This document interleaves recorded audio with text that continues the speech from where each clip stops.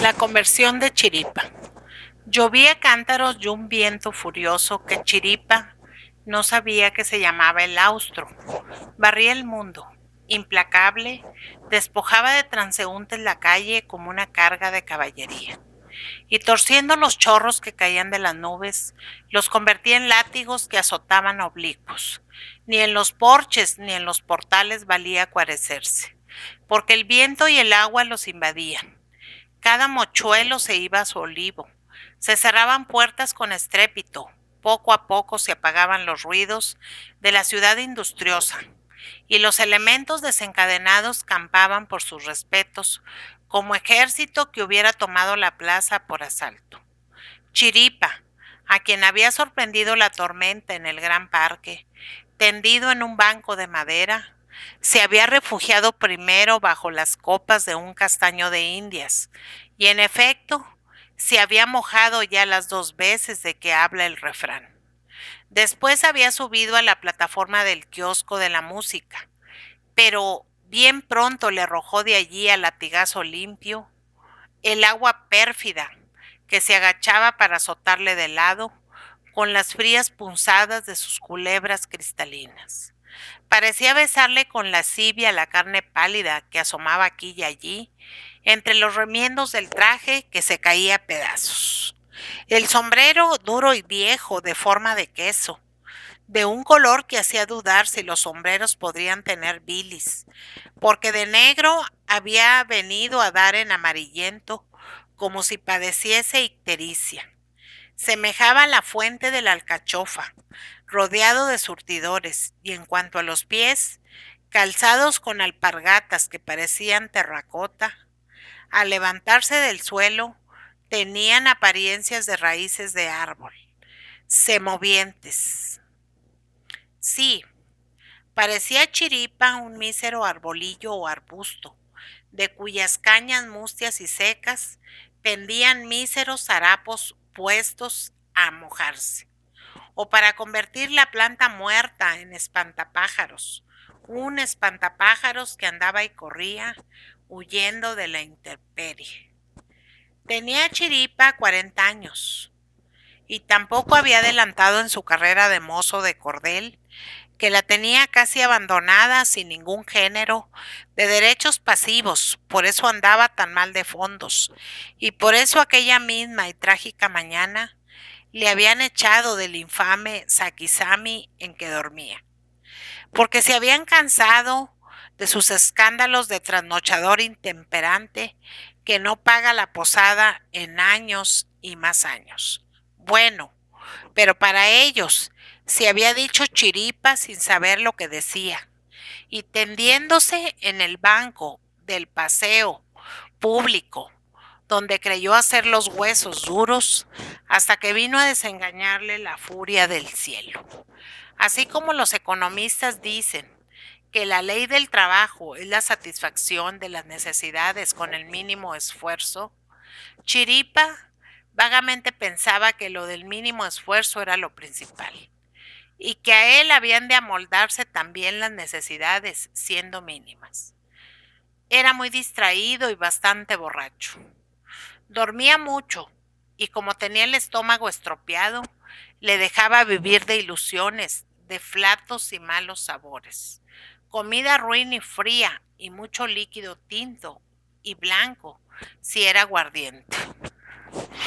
Vestía de lo que le dejaban otros miserables por inservible, y con el orgullo de esta parsimonia en los gastos, se creía con derecho a no echar mano a un baúl, sino de Pascuas a Ramos, y cuando una peseta era absolutamente necesaria. Un día, viendo pasar una manifestación de obreros, a cuyo frente marchaba un estandarte que decía 8 horas de trabajo, Chiripa estremeciéndose pensó: re Dios, 8 horas de trabajo, y para eso tiran bombas. Con 8 horas tengo yo para toda la temporada de verano, que es la de más apuro por los bañistas. En llevando 2 reales en el bolsillo, Chiripa no podía con una maleta, ni apenas tenerse derecho, pero tenía un valor pasivo para el hambre y para el frío, que llegaba a heroico. Generalmente andaba taciturno, tristón, y creía con cierta vanidad en su mala estrella, que él no llamaba así tan poéticamente, sino la porreada, en fin, una barbaridad. Su apodo, Chiripa. El apellido no lo recordaba. El nombre debía de ser Bernardo, aunque no lo juraría.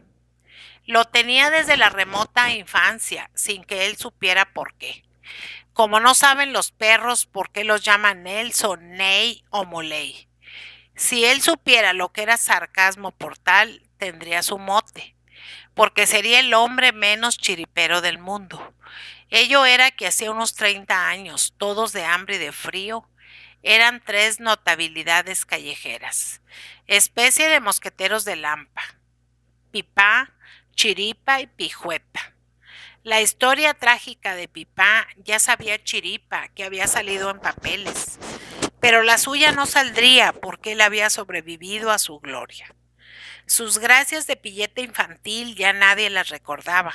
Su fama, que era casi disculpa para sus picardías, había muerto. Se había desvanecido, como si los vecinos del pueblo, envejeciendo, se hubieran vuelto malhumorados y no estuvieran para bromas. Ya él mismo se guardaba de disculpar sus malas obras y su holgazanería como gatadas de pillo célebre, como cosas de Chiripa. Va, el mundo era malo, y si te vi no me acuerdo. Veía pasar, ya lleno de canas, a los señoritos que antaño reían sus travesuras y le pagaban sus vicios precoces. Pero no se acercaba a pedirles ni un perro chico, porque no querrían ni reconocerle. Que estaba solo en la tierra bien lo sabía él. A veces se le antojaba que un periódico o un libro viejo y sobado que oía deletrar a un obrero hubiera sido para él un buen amigo. Pero no sabía leer, no sabía nada. Se arrimaba a la esquina de la plaza donde otros perdían el tiempo, fingiendo esperar trabajo, y oía, silencioso, conversaciones más o menos incoherentes acerca de política o de la cuestión social. Nunca daba su opinión, pero la tenía. La principal era considerar un gran desatino el pedir 8 horas de trabajo. Prefería a oír disparates que le leyeran los papeles, entonces atendía más. Aquello solía estar hilvanado, pero ni siquiera los de las letras de molde daban en el quid. Todos se quejaban de que se ganaba poco. Todos decían que el jornal no bastaba para las necesidades. Había exageración. Si fueran como él, que vivía casi de nada, o si él trabajara aquellas 8 horas que los demás pedían como mínimo, él no pensaba mínimo, por supuesto. Se tendría por millonario con lo que entonces ganaría. Todo se volvía a pedir instrumentos de trabajo, tierra, máquinas, capital para trabajar. Rediós con la manía. Otra cosa les faltaba a los pobres, que nadie echaba de menos: consideración, respeto. Lo que Chiripa, con una palabra que había inventado él para sus meditaciones de filósofo de cordel, llamaba alternancia. ¿Qué era la alternancia?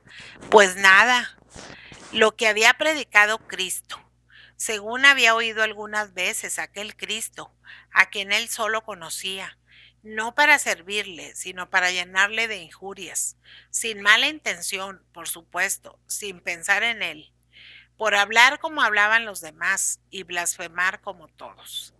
La alternancia era el trato fino, la entrada libre en todas partes, el vivir mano a mano con los señores y entender de letra, y entrar en el teatro aunque no se tuviera dinero, lo cual no tenía nada que ver con la gana de ilustrarse y divertirse.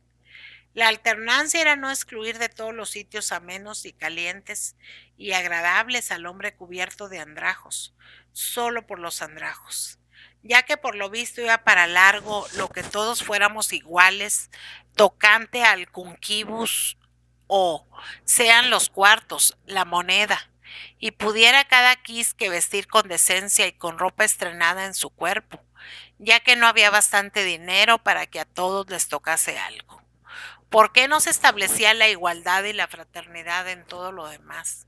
En lo que podía hacerse sin gastos, como era el llamarse ricos y pobres de tú, y convidarse a una copa, y enseñar cada cual lo que supiera a los pobres, y saludarlos con el sombrero, y dejarles sentarse junto al fuego, y pisar alfombras, y ser diputados y obispos, y en fin darse la gran vida sin ofender, y hasta lavándose la cara a veces.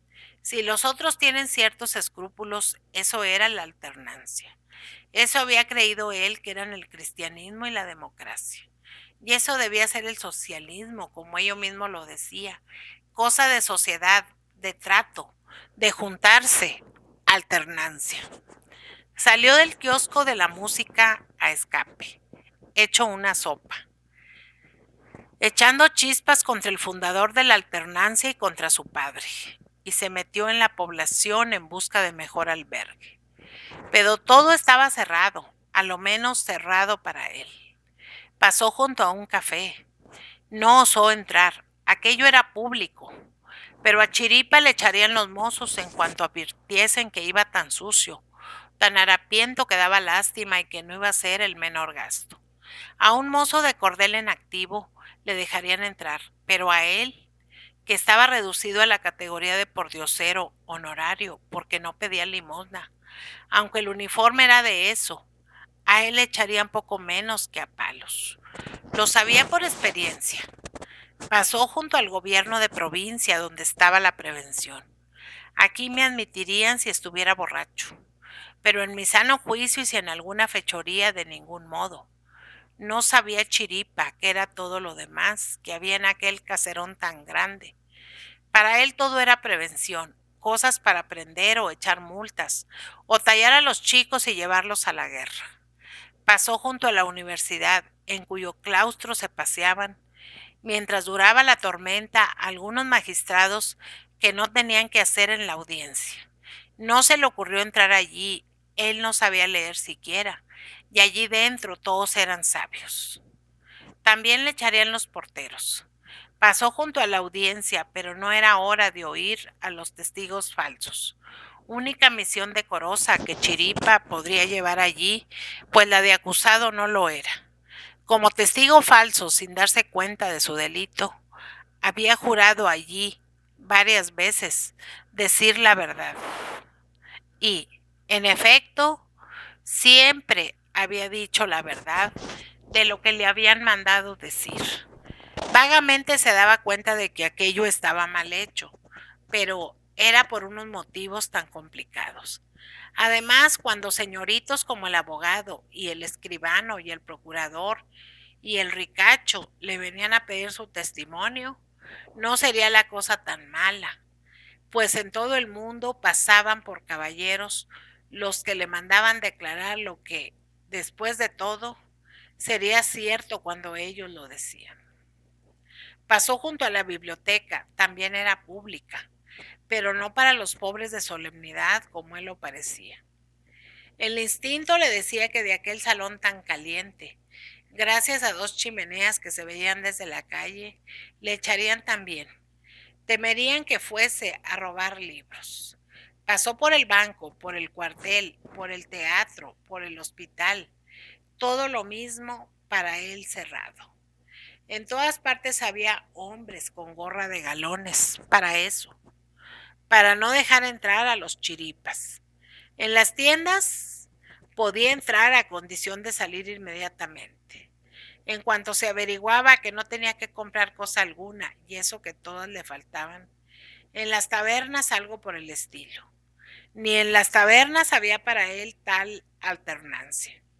Y a todo esto el cielo desplomándose en chubascos y él temblando de frío, calado hasta los huesos. Solo Chiripa corría por las calles como perseguido por el agua y el viento.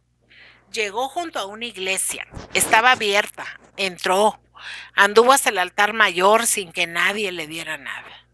Un sacristán o cosa así cruzó a su lado la nave y le miró sin extrañar su presencia, sin recelo, como a uno de tantos fieles. Allí cerca, junto al púlpito de la epístola, vio Chiripa otro pordiosero de rodillas, abismado en la oración. Era un viejo de barba blanca que suspiraba y tosía mucho. El templo resonaba con los chasquidos de la tos, cosa triste, molesta que debía de importunar a los demás devotos esparcidos por naves y capillas. Pero nadie protestaba, nadie paraba mientes en aquello. Comparada con la calle, la iglesia estaba templada. Chiripa empezó a sentirse menos mal. Entró en una capilla y se sentó en un banco. Olía bien. Era incienso o cera o todo junto y más. Olía a recuerdos de chico. El chisporroteo de las velas tenía algo de hogar. Los santos quietos, tranquilos, que le miraban con dulzura, le eran simpáticos. Un obispo, con un sombrero de pastor en la mano, parecía saludarle diciendo: Bienvenido, Chiripa. Él, en justo pago, intentó santiguarse, pero no supo. No sabía nada. Cuando la oscuridad de la capilla se fue aclarando a sus ojos, ya acostumbrados a la penumbra, distinguió al grupo de mujeres que en un rincón arrodilladas formaban corro junto a un confesionario. De vez en cuando un bulto negro se separaba del grupo y se acercaba al armatoste, del cual se apartaba otro bulto semejante. Ahí dentro habrá un carca, pensó Chiripa sin ánimo de ofender al clero, creyendo sinceramente que un carca valía tanto como un sacerdote. Le iba gustando aquello, pero qué paciencia necesitaba aquel señor para aguantar tanto tiempo dentro del armario. ¿Cuánto cobraría por aquello? Por de pronto nada. Las beatas se iban sin pagar y nada. A él no le echaban de allí. Cuando la capilla fue quedando más despejada, pues las beatas que despachaban a poco salían, Chiripa notó que las que aún quedaban se fijaban en su presencia. Si estaré faltando, pensó, y por si acaso se puso de rodillas. El ruido que hizo sobre la tarima llamó la atención del confesor, que asomó la cabeza por la portezuela que tenía delante y miró con atención a Chiripa. ¿Iría a echarle? Nada de eso. En cuanto el cura despachó a la penitente que tenía al otro lado del ventanillo con celosías, se asomó otra vez a la portezuela y con la mano hizo seña a Chiripa. Es a mí, pensó el ex mozo de cordel. A él era. Se puso colorado, cosa extraordinaria. Tiene gracia, se dijo, pero con gran satisfacción, esponjándose, le llamaban a él creyendo que iba a confesarse, y le hacían pasar delante de las señoritas aquellas que estaban formando cola. ¡Cuánto honor para un Chiripa! En la vida le habían tratado así. El cura insistió en su gesto, creyendo que Chiripa no lo notaba. ¿Por qué no?, se dijo el perdiz. Por probar de todo. Aquí no es como en el ayuntamiento, donde yo quería que me diesen voto para ver lo que era eso del sufragio. Y resultó que aunque era para todos, para mí no era. No sé por qué tiquismiquis del padrón o su madre. Y se levantó y se fue a arrodillar en el sitio que dejaba libre la penitente. Por ahí no, por aquí, dijo el sacerdote, haciendo arrodillarse a Chiripa delante de sus rodillas. El miserable sintió una cosa extraña en el pecho y calor en las mejillas, entre vergüenza y desconocida ternura. Hijo mío, rece usted el acto de contrición. No lo sé, contestó Chiripa humilde, comprendiendo que allí habría que decir la verdad, verdadera, no como en la audiencia. Además, aquello del hijo mío le había llegado al alma y había que tomar las cosas en serio. El cura le fue ayudando a recitar el Señor mío Jesucristo. ¿Cuánto tiempo hace que no se ha confesado? Pues toda la vida. ¿Cómo? Que nunca. Era un monte virgen de impiedad inconsciente. No tenía más que el bautismo. A la confirmación no había llegado. Nadie se había cuidado de su salvación y él solo había tendido, y mal, a no morirse de hambre. El cura, varón prudente y piadoso, le fue guiando y enseñando lo que podía en tan breve término. Chiripa no resultaba un gran pecador, más que desde el punto de vista de los pecados de omisión. Fuera de eso, lo peor que tenía eran unas cuantas borracheras empalmadas y la pícara blasfemia, tan brutal como falta de intención impía. Pero si jamás había confesado sus culpas, penitencia no le había faltado, había ayunado bastante, y el frío y el agua, y la dureza del santo suelo habían mortificado sus carnes no poco. En esta parte era recluta disponible para la vida del yermo. Tenía cuerpo de anacoreta. Poco a poco el corazón de Chiripa fue tomando parte en aquella conversión que el clérigo tan en serio y con toda buena fe procuraba. El corazón se convertía mucho mejor que la cabeza, que era muy dura y no entendía. El clérigo le hacía repetir protestas de fe, de adhesión a la iglesia, y Chiripa lo hacía todo de buen grado. Pero quiso el cura algo más, que él espontáneamente expresara a su modo lo que sentía, su amor y fidelidad a la religión en cuyo seno se le albergaba.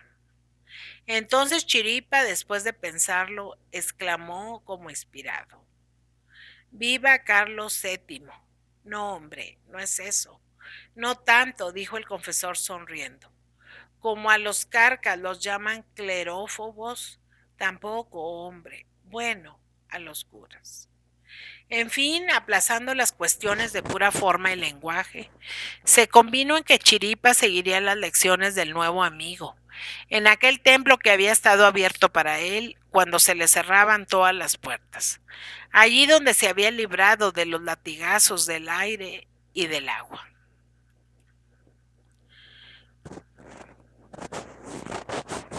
Con que te has hecho mónago, Chiripa, le decían otros hambrientos, burlándose de la seriedad con que días y días seguía tomando su conversión el pobre diablo. Y Chiripa contestaba: sí, no me avergüenzo, me he pasado a la iglesia porque allí a lo menos hay alternancia.